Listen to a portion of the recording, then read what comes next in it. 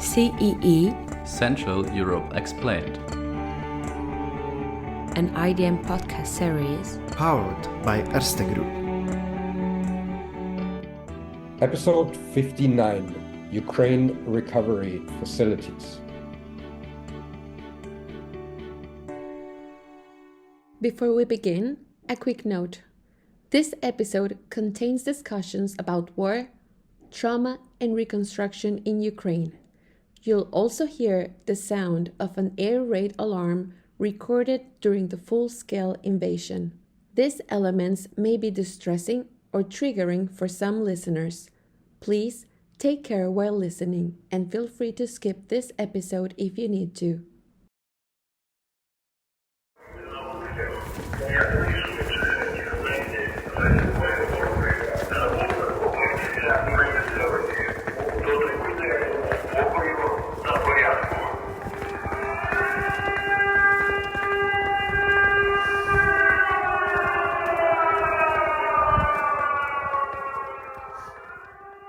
What you're hearing is an air raid siren and my trolley on the cobblestones in Lviv.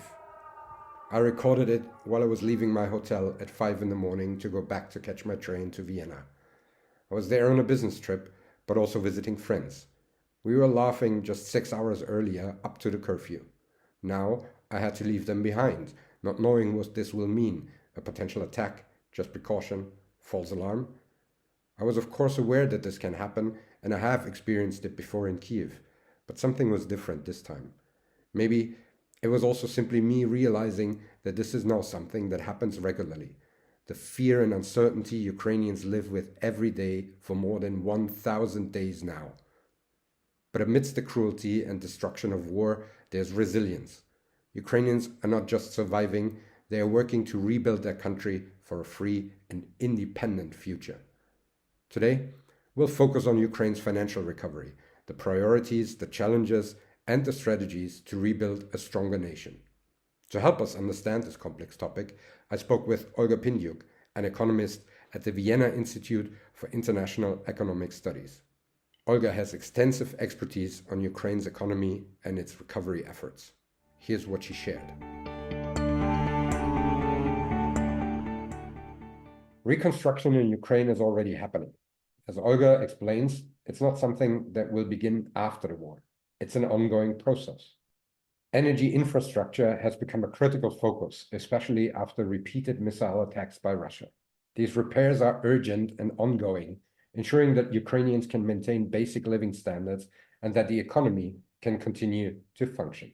It is possible to talk about different phases of recovery and reconstruction, and the Ukrainian government actually understands this quite well, and it has already developed some programs of how it sees the reconstruction priorities, which were to a large extent agreed and approved by its Western partners. So I do not think, there is a need to start something from scratch there.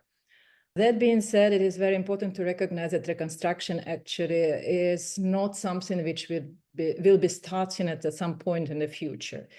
It's ongoing. It's happening now. It has been happening since basically the start of the full-scale invasion, because there are different parts of critical infrastructure, of social infrastructure, which need to be maintained in order for the country to be able to successfully defend itself, in order for the economy to function, for people to be able to maintain some living standards. Roads need to be maintained, railways, right? You cannot deliver weapons even if not anything else, if there are no roads, if they are destroyed. Schools and hospitals, yet another thing which is crucial from both civil and military points of view. And this year, unfortunately, energy sector gained importance due to massive missile attacks on the energy sector infrastructure by Russia. And there it's a never-ending story of repairs, trying to rebuild what has been destroyed, and you never can be sure how long it will last until there is yet another destruction happening. So these are the tactical priorities, if I may, of what needs to be reconstructed, at the initial stage, so to say, it's ongoing. And of course, it means that the resources have to be provided on a permanent basis already now for that. It's not only for the defense efforts, but also for a recovery of the infrastructure. But the scale of the financial challenge is immense. Here's Olga explaining the staggering cost of recovery. There are many issues there. People often talk quite justifiably so about government capacity to absorb and use efficiently the vast amount of funds which are needed. And just to give a perspective of the amount of funds which is needed, it is the last estimate of the reconstruction costs by the World Bank was already putting the cost of reconstruction at more than twice the annual GDP of Ukraine. So this gives you some kind of benchmark. It's quite huge. With costs exceeding twice Ukraine's annual GDP, the question becomes, how do we manage reconstruction while ensuring the government maintains ownership of the process? Olga highlights the importance of balancing centralized leadership with local autonomy. It is very important to establish, checks and balances, certain mechanisms to make sure that the money is spent efficiently, but at the same time, the government of Ukraine keeps ownership of the process, not only centralized government, but also levels of governance, because many parts of the reconstruction will be decided and implemented on some regional, territorial levels. And it's very important to keep this autonomy and decentralization in this process. Private investment will play a critical role in Ukraine's long-term recovery. According to Olga, Ukraine offers significant opportunities, particularly in renewable energy, rare earth minerals, IT, and even defense. Here's her take on why these sectors are so promising. You cannot expect that all the money will be sourced from some, macrofinancial assistance or Western ally support. It should be the case that after the critical infrastructure is repaired and there are necessary conditions already for the economy to keep going, that there will be a lot of private capital coming. It has all the, advantages, competitive advantages, because Ukraine has a lot to offer to potential investors, provided the security risks issue is no longer that acute, right? If there are security guarantees and risks to investment have subsided significantly, I think Ukraine can expect significant amounts of foreign direct capital coming in. I think mostly direct investment would be preferable for Ukraine and also for the type of project Ukraine wants to have. And there are many sectors where Ukraine can expect quite reasonably to attract a lot of investment. Defense sector, machinery and equipment related to this sector, this is something where Ukraine, due to unfortunate circumstances, has been developing quite a strong competitive advantage. Renewable energy sector and all sorts of rare earths, minerals, all these critical resources as defined by the European Union, which are really important for the twin transition. Ukraine has vast deposits of those, and green energy and all sorts of critical materials. This is already a good starting point where capital should flow. But it's not only that. Ukraine, as it perhaps already is a well-known fact, has very successful IT industry, a lot of still high-skilled labor in this sector, and this is a sector which can still grow and attract a lot of capital going forward. Already there have been some investment projects started, even during the war, some drones factories and similar kinds of projects. So this can potentially expand at a quite significant scale. However, attracting investments requires more than opportunity. It demands a stable, transparent investment climate. Olga explains the progress Ukraine has made, especially through reforms tied to its EU candidacy. I mean, apart from solving the war issue and having security guarantees, It's not a secret that Ukraine has been having corruption issues for quite a long time, and judicial system was also quite corrupt, and ownership rights were not protected well enough. So this is one of the issues which still in process of being solved. But there is quite a big progress, and the fact that Ukraine is now candidate for the EU membership and has a very clear roadmap with strict benchmarks it has to meet, and there is a lot of work already being conducted by the governments, satisfy all the acquis communautaire and other requirements. So I think Ukrainian government needs to continue working in this respect and significantly improve investment climate, right? So this would be a very important factor for encouraging investors to come, because no tax benefits or other incentives would work if investors' ownership rights are not well protected, if they are afraid that there can be a hostile takeover and they cannot defend themselves in courts because courts are corrupt. So this is an issue which still needs to be solved. It's a steady state, it's an equilibrium state in which you ended up, and it's very difficult to get out of it. But I must say that I see a big progress in Ukraine, and the fact that there are these huge scandals from time to time in the media, I see it as a positive sign, because if there are no scandals, it seems like the corruption issue is not so big. But I think it's actually the other way around. If there are scandals, it means that society is not content with the status quo, and there is a big opposition to this, so things are changing. Beyond private investments, international organizations like the World Bank, IMF, and the EU are essential partners for Ukraine's recovery. Olga describes how these partnerships have evolved and how they can scale up to meet current needs.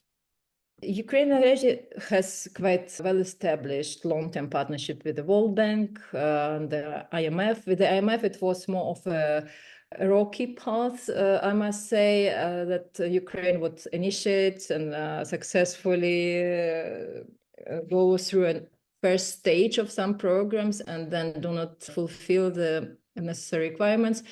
But the IMF, it's mostly about macrofinancial assistance and kind of crisis situations. So the World Bank has been in Ukraine for a very long time and providing funding to various kinds of targeted investment projects. So there is a long-term experience there. It can be just expanded in terms of scale. Olga also discussed how the EU could adjust its cohesion funds to support Ukraine even before full membership, creating a win-win situation.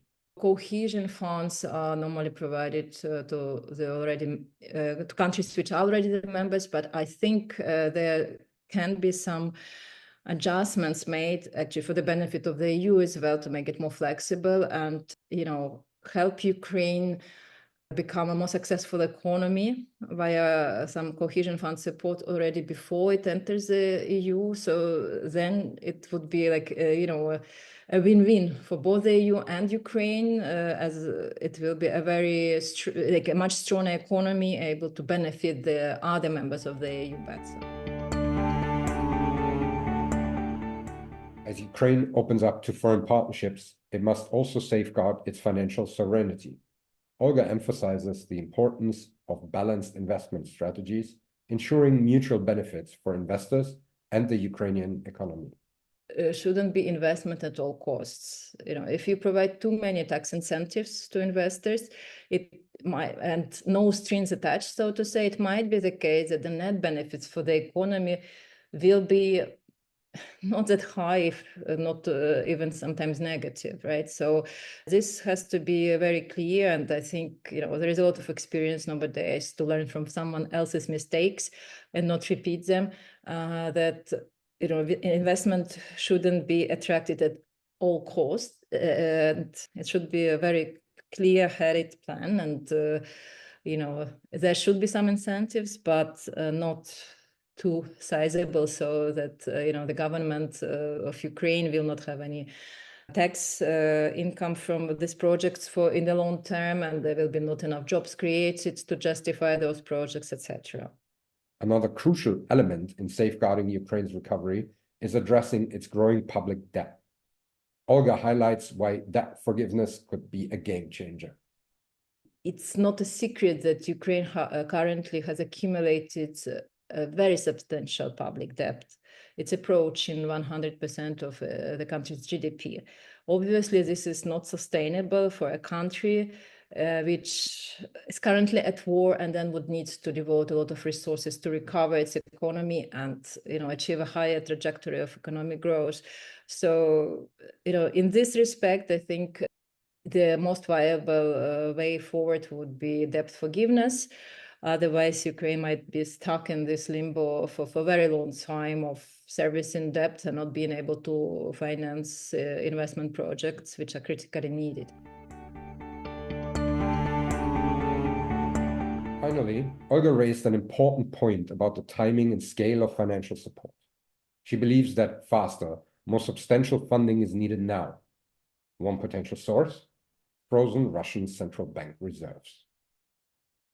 This is something which is, unfortunately, has been the story since the beginning of the full-scale invasion, that the financial assistance is provided a little too late, right? And this is, of course, a bigger story. It's not just for the reconstruction of the economy, but just for Ukraine to be able to defend itself and win the war. Whatever this might mean, it has to be big amounts of financial support front-loaded now, and there is actually a good source to be used: frozen reserves of the Russian central bank. It's mostly political will issue, and I would argue that this is crucial for Ukraine to be able to talk about reconstruction at all, right? Because if the war is not won, there will be no meaningful reconstruction, unfortunately. At the end of each episode, we like to leave you with a piece of art, a book, a film, or even a song that offers a way to reflect on the topics we've explored. For today's episode, I'd like to recommend, first of all, a study from the WIIW called "EU Should Drastically Increase Aid to Ukraine."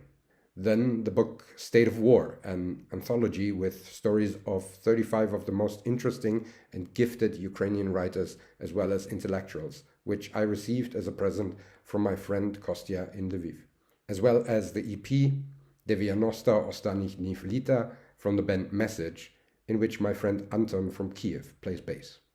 Everything will be linked in the show notes. Thank you to Olga Pindyuk for sharing her expertise and shedding light on the path forward for Ukraine. And thank you to our listeners for being part of this important discussion. This episode was deeply personal for me. I've worked in Ukraine and with Ukrainians for almost 2 decades now. Returning back to Vienna from my second trip after the full-scale invasion, I found myself sitting around a table with my family, unable to listen, still trying to comprehend. Out of nowhere, tears, unable to stop sobbing, feeling the weight of what I had witnessed, the alarms, the fear, and the resilience of people trying to live through unimaginable circumstances. If I felt that way just after a few days, needing weeks to sort it out for me, I can't begin to fathom the emotional toll on those who have endured this war for months or even years. That's why mental care, alongside physical and economic recovery, is so vital. Ukraine's recovery is about more than rebuilding roads and homes. It's about healing its people and providing hope for the future. This is not just Ukraine's challenge. It's a call to all of us to support them in any way we can. We must not get numb. We cannot accept this unjustified aggression. Thank you for listening and for caring. Stay tuned for more episodes of Central Europe Explained, where we continue to explore the stories and issues that matter. Until next time. This was CEE, Central Europe Explained, a podcast series produced by the Institute for the Danube region and Central Europe. If you enjoyed listening to us, make sure to subscribe to the IDM podcast series on your favorite podcast platform. Additionally, you can explore our other work on our website www.idm.at. If you have any feedback or if you're interested in collaborating on a podcast episode, please do not hesitate to contact us through our social media channels at IDM Vienna or write us an email to idm@idm.at. IDM Podcast. Institut für den Donauraum und Mitteleuropa. Institute for the Danube region and Central Europe. European perspectives. Regional actions. Cooperation and expertise since 1953.